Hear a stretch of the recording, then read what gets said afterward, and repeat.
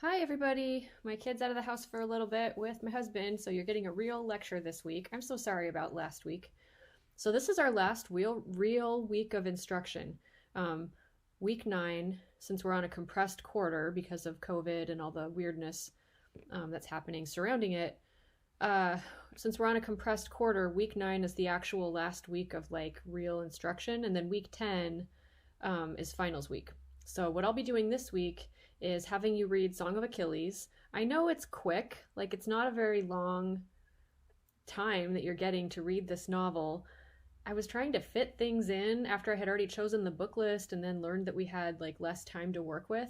To me, this was a quick read, and it's like one of the more contemporary books in the class. And so I saved it for last in the hopes that, like, during week 9, when you're burned out and you want something that's like hard to put down and gripping and pretty quick to get through, maybe this will be appealing to you. I hope. I read this, I think, last summer, and I got through it in a couple of days. I mean, I just couldn't stop reading it. I thought it was fantastic. Anyway, this week you're reading that. We'll have a discussion, uh, and then I'll also post your final exam this week, and it will be due during week 10, the Monday of week 10. So you'll get to look at it this week. You can get started on it. Then you'll have the rest of the week and the weekend and then into Monday to complete the final exam. It'll look just like your other tests in the class. It'll just be longer, and the questions will span the whole quarter. I'll try to write you more questions than I want you to answer. I've done this in the past and it's worked pretty well because I know everybody has their favorites in the class, and since this is an elective, I don't want to torture you. I want you to be able to write about stuff you're interested in. So hopefully if you have some favorites, and maybe some not so favorites, you'll be able to like write about the stuff you like and avoid the stuff you don't. So I'll try to write you more questions than you need, and then you can pick and choose which ones you want to answer. But it will be longer than the other tests you've had in the class because it's a final exam. Um, anyway, on to Song of Achilles. So this is a novel that came out in 2011.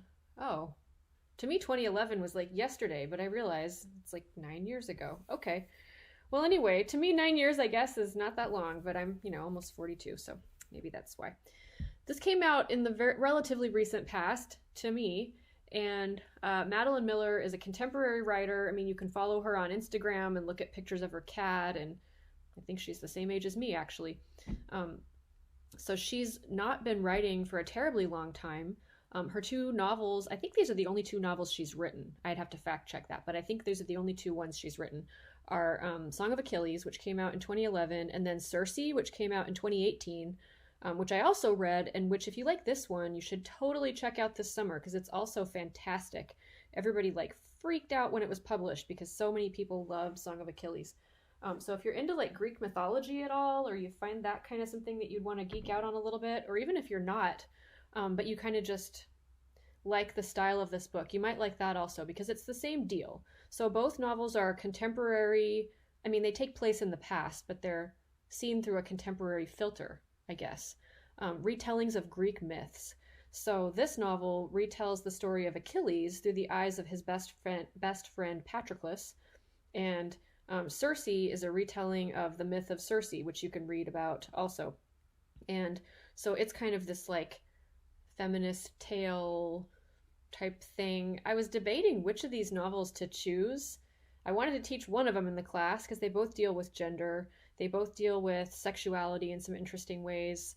And I just thought one of them would be good. And I ended up choosing Song of Achilles just because I think I liked it a little bit better. I don't know. I loved both of these, but that one I loved it.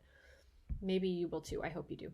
So, in case you're not familiar with Achilles, did you guys have to read the Iliad in high school? Because I did. I mean, I was in high school in like the 1990s, so things probably have changed since then. But I know when I went to Aberdeen High School a million years ago, we had to read the Iliad, and I had a pretty shaky memory of it before I read this, so I had to sort of go back and look at some summaries and look up who was who. But I did remember Achilles being the central figure of it. So he's the central character. He apparently might have been a real person. We're not really sure. There's some evidence that he was. There's some evidence that he wasn't. I guess really the only... where was that thought going? I don't know. He's the central figure of the Iliad, which was about the Trojan War. And so it's written by Homer, this famous like ancient Greek writer of epic poetry. So he's portrayed in the Iliad as this major figure in the Trojan War who killed Prince Hector, who was like the hero of the Trojans. He was this prince, he was this super impressive, like awesome warrior who everybody was afraid of. And so Achilles is like this hero from, who killed the Trojan prince guy. Anyway, so he might have been a real person, he might not have been. I already said that. In the myth, in the Iliad, in Greek mythology, he's portrayed as being the son of King Peleus and also being the son of this sea nymph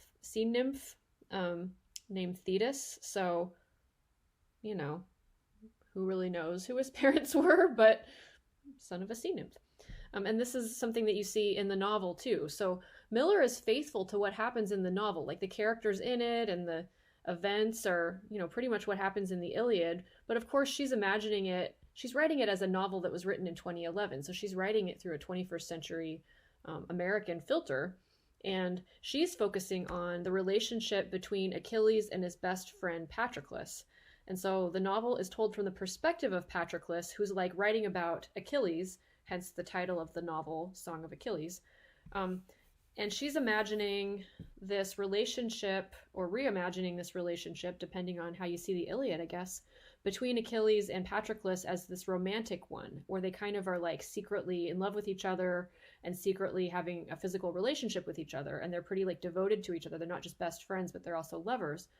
And Homer, I mean, he didn't really portray them as lovers, but I remember even when I was like a not so sophisticated 18-year-old who hadn't read very much stuff and had never read anything Greek before, kind of being like, when I was reading the Iliad way back in 1997 or something, thinking, are they in love with each other? Are they just friends? Like, what's going on here? I don't think they're really just buddies. I think they're, kind of attracted to each other. And we did not talk about that in the class I was taking back in 1997 in high school. I mean, I don't think that came up in our class discussions or anything, but I remember kind of thinking about it a lot and wondering about it and wondering if like other people had noticed it or other people when Homer was writing would have picked up on it. And they did. I mean, people writing about Homer later, Plato, but then also like contemporary people have like seen this as sort of a homoerotic relationship over the years. So certainly Miller is not the first person to notice that Patroclus and Achilles kind of seem like they're in love with each other in the Iliad. And I certainly wasn't the first person to notice this, although, before I really had the internet and before people, anyway, I didn't really talk about it with anybody, but I remember noticing it. And I certainly wasn't the first person to pick up on it. Certainly Miller isn't the first person to pick up on it either, but what she's doing is rewriting the story and making this implicit relationship that some people have noticed explicit. So Patroclus in the novel is explicit about being in love with Achilles and about their relationship, both like romantic and also physical. I guess those things aren't opposites, but it's a physical romantic relationship and they're in love, although they're also having relationships with women in the novel. So in the Greek myth, in the Iliad, Patroclus is sent to live with Achilles' family when he's young. I'm trying to remember what happens. I'll be reading the novel along with you, but he kills a kid when he's young, and then his father is mad and sends him to live with Achilles' dad to kind of like get him to shape up, and then he ends up being their squire, sort of. And so he's sort of like a servant figure, but then he also is living with the family, and he's a young boy, and so is Achilles, and so they end up being like best friends. And that's in the Iliad, but also in the novel. And in the novel, you see that blossoms into like a romantic relationship. I hope that makes sense and is a good introduction to the novel. Everything else I think is pretty straightforward. I mean, you can just read it and it's pretty like, it's linear, it's just a story, and it's just it's beautifully written. It's a compelling story. I don't know, if you like Greek mythology at all, you'll find it cool as well. So here are a few things to consider as you read. Maybe I'll write your discussion questions based on this. I don't know. Consider as you read these things. So how are feminine power and masculine power portrayed in the novel? You might think about, for instance, Achilles' mom, or you might think about Achilles himself or Patroclus or whoever.